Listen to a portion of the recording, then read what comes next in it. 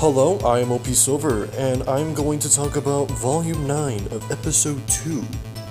Before we start though, remember that time I introduced the format of when I would do reviews? Well, I kinda decided to do something called a retcon score. What this does is that if a episode were to make their previous episode good, for example giving more explanation on things, then the score can possibly be higher. If the episode makes the previous episode look more terrible, then I won't change the score at all. Okay, now we can start the review. We start with Team RWBY explaining the events of the first episode. Then Blake explains that this is a book that she used to read, and this is based off of the Ever After book. And they have to go to the tree in order to get out by following the events of that book. Then Yang also explains that her arm got stolen by a raccoon. So they head to the town across the bridge in order to get Yang's arm back. Then we open to the bidding scene where the raccoon offers a bunch of items. The items he offers are 3 of them, 2 of them being familiar to Team RWBY. The raccoon starts the first bid by giving this Roblox-looking motherfucker a diamond bunny. The bid being a hug. Yeah, it's gonna go this way.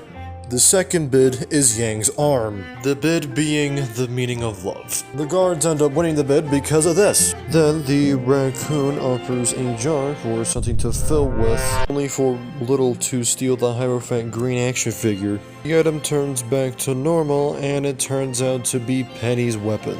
Yang gets her arm back and the guard dies.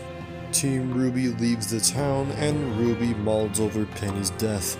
Weiss has the idea of going up to the tree, but ends up going in a loop just like RWBY did in the previous episode, and knocks herself out in the goofiest way possible.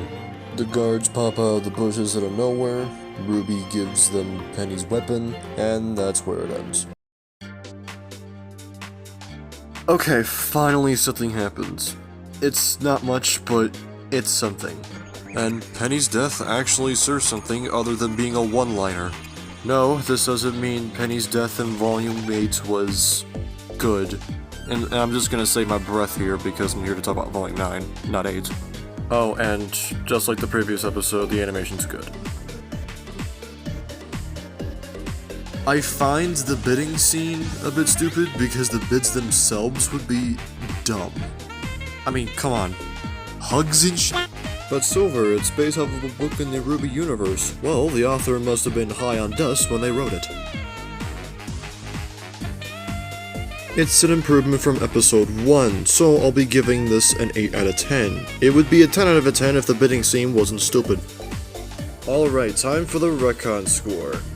Episode 1 is getting 1 point higher due to Penny's death actually meaning something within the story and helping Team RWBY progress. Though it's still a low score because of the retellings of Volume 8. I'm OP Silver, and signing off.